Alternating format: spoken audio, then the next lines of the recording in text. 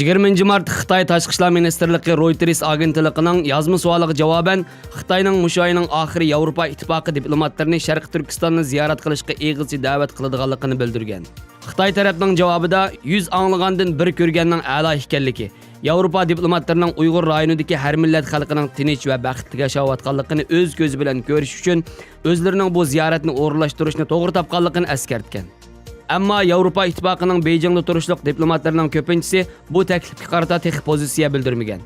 Reuters agentligiga nomsiz ifoda bildirgan bir diplomat Xitoyning bu ziyoratni o'zlarining tashviqoti uchun foydalanib ketish ehtimolligidan, Turkistonning qayerlarini ko'rsatib, kimlar bilan ko'rishtirib, nimalarni degizdiganligidan andish qilayotganligini bildirgan. Chet ellik diplomatlarning Sharq Turkistonga qarata ilib borgan ilgirki ziyoratlarining oldin tayyorlangan sahna va o'rinlarga ilib berilganligi va tekshirishning mustaqil bo'lmaganligini eskartgan. Yana bir diplomat, agar bu ziyorat rayondagi lagerlarni qo'llashdak bir ta'sirot berib qo'yadigan ish bo'lsa, bundaq bir ziyoratning hech bir ahamiyati yo'q degan. Shuning bilan bir vaqtda Reuters agentligining bugungi xabarida 20 mart dushanba kuni Xitoy raisi Xi Jinpingga hamroh bo'lib, Yevropa 3 davlatda ziyorati bo'layotgan Xitoy Tashqi ishlar ministri Wang Yi bilan bir yo'silda bo'lgan tushlik tamoqda Xitoy Tashqi ishlar ministri Wang Yi Yevropa ittifoqi bilan iqtisodiy va siyosiy hamkorlikni kuchaytirish haqida hayajonlanib so'zlayotgan bir paytda Yevropa diplomatlari gapni kishilik huquq masalasiga yo'tkab, uningdan nima uchun buncha ko'p Uyg'urning tutqun qilinganligini so'raganda, Xitoyning cho'ng bir davlat ekanligini, bir qism shaxslarning shikoyatlaridan saqlangan bo'lmaydiganligini tilga olgan Wang Yi, Sharq Turkistonda qo'llanayotgan bexatarlik tadbirlarining Uyg'ur millatiga qartilgan bo'lmasdan, balki asabiylikni tugatishni nishon qilganligini eskartgan. Bu suhbatning mazmunini Reuters agentligining muxbiriga oshkorlagan Yevropalik diplomat Xitoy Tashqi ishlar ministri Wang Yining bu chaqda bu ishlar nima uchun bunchalar bosh qatursilar deb qaqshiganligini bayon qilgan. O'tgan yili Beijingdagi 10 dan ortiq g'arb diplomatlari Xitoy hukumatiga maktub yo'llab, Sharq Turkistonni ziyorat qilish va atalmish Uyg'ur Abnum rayonlik partikomining sekretari Chin Chuango bilan vaziyat haqidagi andishlar ustida so'zlashishni talab qilgan bo'lsa-mu, ammo Xitoy bu maktubga javob qaytarmagan.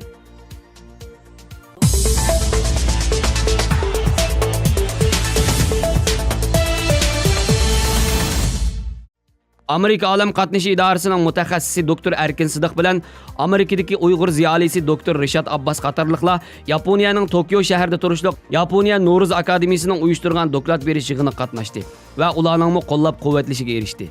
Mazkur yig'inda Erkin Sidiq Xitoy nima uchun Uyg'urlarni hozir yo'qotmoqchi bo'ladi degan temada. Doktor Rishad Abbas apandi bo'lsa, Amerika Xitoyning hozirgi besim siyosatiga qarata nimalarni qilmoqda temasida doklad berdi. Ondan boshqa 10 dan ortiq ziyoli ilmiy doklad berdi.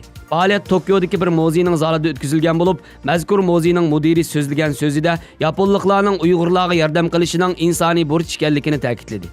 Yaponiya Uyg'ur jamiyatining raisi, Dunyo Uyg'ur qurultiyining Yaponiyadagi vakili Ilhom Mahmud ikki Uyg'ur ziyolisini Yaponiya Nuruz akademiyasining taklif qilganligini, Yaponiyadagi faoliyatlarni uyushtirishdagi maqsadning Xitoyning zulmiga qarshi turish, xalqaro jamiyatning qo'llashini qo'lga keltirish hamda o'zaro birlik barobarlik asosida Uyg'ur jamoati orasidagi qarindoshlik, mehr muhabbatini kuchaytirishdan iborat ekanligini bildirdi.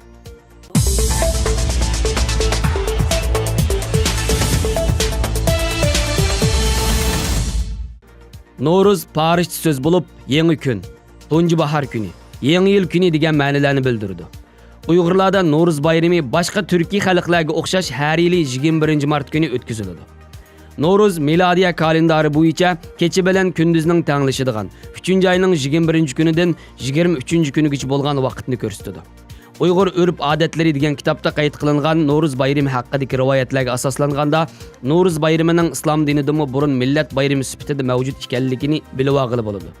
1000 yildan ortiq vaqtdan buyon dinning cheklamasiga uchirmay, uzilib qolmay davomlashib kelayotganligi dal Nuruz bayramining ilg'orligining namoyandasi.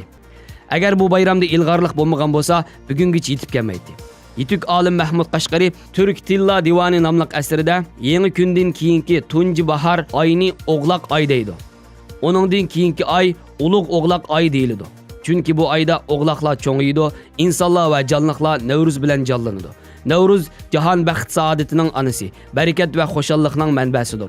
Bu sababdan kishilar bir-biriga ko'ngillarini ifodalab, saxiylarcha xushallikni namoyon qiladi deb yozgan. Qadimki an'analardan qaraganda bu bayramning vaqti 15 kun atrofida bo'ladi ekan. Hozir ba'zi joylarda 3 kun atrofida xotirlanadi. Nuruz bayramining yetib kelishi zimiston qish tugab, tabiat qishliq uyqudan uyg'ongan. Qar muz va to'nglar erib, etiz va eriq o'stanglarda sular shildirlab eqishga boshlagan. Dal-daraxt, gul-giyohlar ko'kirib chechaklashga boshlagan. Dehqonlar atiyozliq terilg'uga kirishadigan go'zal bahor faslining yetib kelganligidan derak beradi. No'ruz bayrami kishilarni inoqlik, barobarlik, islomiy, milliy qarindoshlikka undaydigan bayram bo'lib, burunlarda ota-bobolarimiz No'ruz kunida cho'ng dash qazonlarni esib, har kim qudratiga yarasha topqinni shu qozonga selib, No'ruz ish tayyorlab, boy namrat birga yeb, barobar va qarindoshlarcha No'ruzni tabriklab kelgan. No'ruz ishi yeyilib bo'lgandan keyin yurt oqsoqoli yoki yurt imomining boshlashi bilan kishilar yangi yilning barakatli bo'lishini, yurtning tinch osoyishligini hamda o'zining shaxsiy tilaklarini Allohdan tilashidi. Duodan keyin yurt cho'nglari boshchiligida No'ruzlik faoliyatlar boshlanadi. No'ruz kuni shoirlar No'ruzlik she'r o'qib, yoshlar o'g'loq tortishish, ot choptirish, chelishish va undan boshqa an'anaviy o'yinlarni o'ynab, yurt mo'tivarlari va olimlar bir-biri bilan yomonlashib qolgan kishilarning orasini tuzab, kishilar orasidagi qarindoshlik va do'stlikning mustahkam bo'lishini saqlaydi. Bu nuqtada No'ruz ham an'anaviy, ham islom dinining ruhiga uyg'un bayramdir. No'ruz bayrami orqali islomga zid bo'lmagan an'anaviy urf-odatlarimizni saqlab qolamiz hamda yuksaltiramiz. Hammamizning No'ruz bayramimizga muborak bo'lsin. Ulug' Alloh har kunimizni bayramdek o'tkil nasib qilsin. No'ruz bayramingizga muborak bo'lsin. Xiyolim topdi ilhamga go'yo bir bahr ummanni.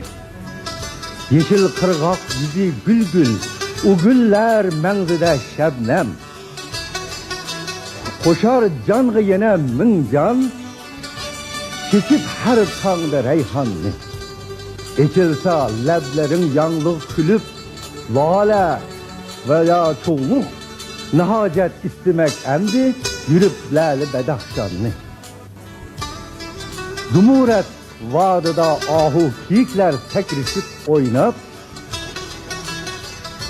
solar yodimga ey dilbar seningdek kul qiramanni.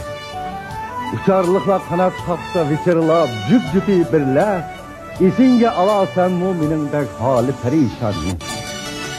Kelay dilbar, yezib jon rishtisiydin, kil tumar maxsus. Yaman ko'zlarni asrayli bu go'zal bahoristonni.